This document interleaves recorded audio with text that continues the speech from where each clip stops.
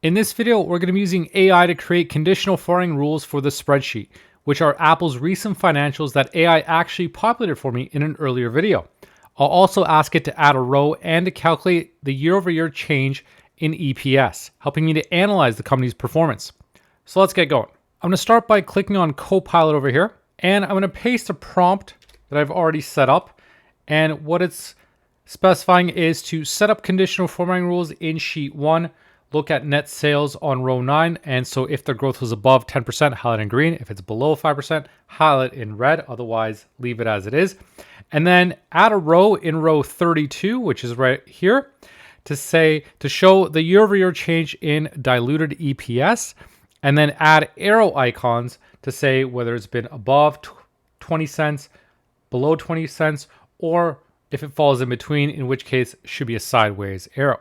So I'm going to click on this button here to send these instructions. Click on save. And now Copilot's going to get to work. And so as you can see, Copilot's already starting to set up the conditional formatting for the net sales and checking to make sure the criteria is set up correctly. It's added the row for the year-over-year change in EPS and finishing up the conditional formatting there as well. And so now Copilot is done. So I'm going to click on the check mark. And here we can see the conditional formatting looks to be set up correctly. If it was between 20 cents, then I specified to put in a sideways arrow. If it's up more than 20 cents, then up.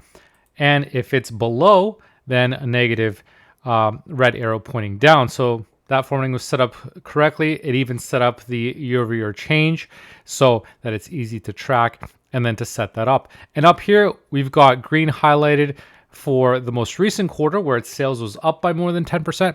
And here, this red one was when the increase was less than 5%. So it doesn't necessarily mean a negative. It just means that the growth rate was less than 5%. So the purpose is to highlight strong quarters versus ones that weren't so strong for the company. And so now the great thing about this is these rules are set up in my conditional formatting. If I go to manage rules, I can see exactly what it did for this entire worksheet. And so I can see the icon set, the formulas for the green formatting, the red one. And so if I needed to, I could go here and edit and then make changes based on the different cutoffs that I want. If I didn't want to look at 20 cents or minus 20 cents, I can make those adjustments.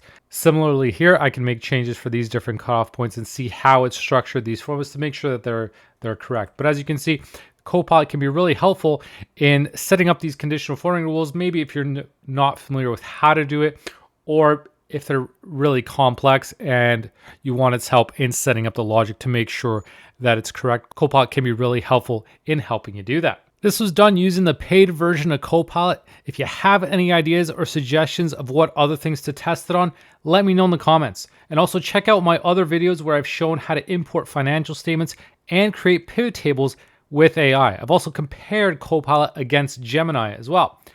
Anyway, that's a wrap for this video. Please leave a like and don't forget to subscribe for more. Thanks for watching.